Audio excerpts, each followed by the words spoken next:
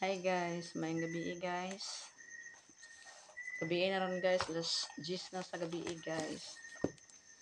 Kaya nag-study ko guys, kay nagtuon ko guys, kay ako malagi ang mag-kuan. Bali so karong Sunday. So nag-study ko guys, tapos ang ako ang title guys, ang tao nga naglangan-langan.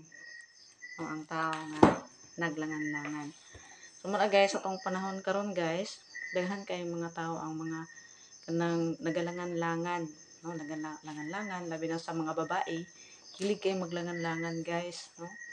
Labi na kung naay mga meeting or naay something apilan ng mga program. Kaya sila dugayan kay guys, kasagaran ng mga babae. Magkuan pa, mag make up pa, maligo pa, unsa kay pangbuhaton, mag-ilis pa.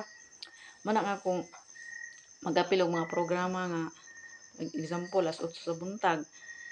Unya guys, mag-ilis alas 8 na sa buntag. So, muna guys nga malit gayud kay kuan man langanan man gayud, no? Langanan.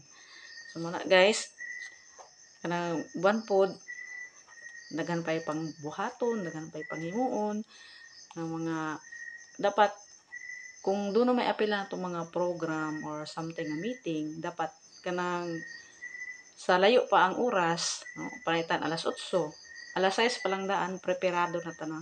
Preparado na ta aron dili ta ma-late, no? Dili ta ma-late kung asa man ang ato ang programa nga atong apilan or something nga mga meeting o unsa may nga mga lakaw. So, on time gyud ta maintain.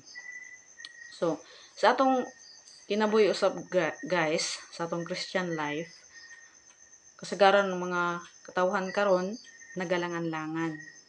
Nagalangan-langan sila sa pagduol diya sa atong buhi nga Dios.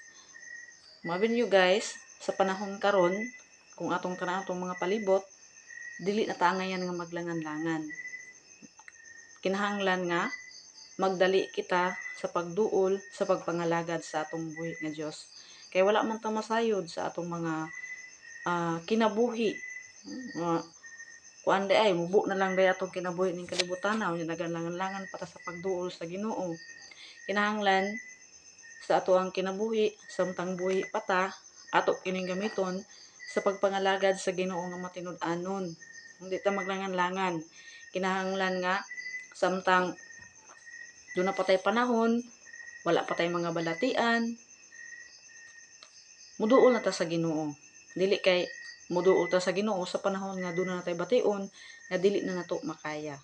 Busa igsuon mga guys, samtang doon na patay mga panahon, doon na patay mga maayong panglawas, duol na sa Ginoo. Pagpangalagad sa Ginoo nga matinud-anon aron kanang abi nga guys, nindot kayo ang kinabuhing Kristohanon. Diya nimo ma-feel ang tinuod gayud nga kalipay. Igsuon mo ka, maura na akong gusto nga ipaabot sa inyo ha. Thank you for watching. Bye-bye. God bless.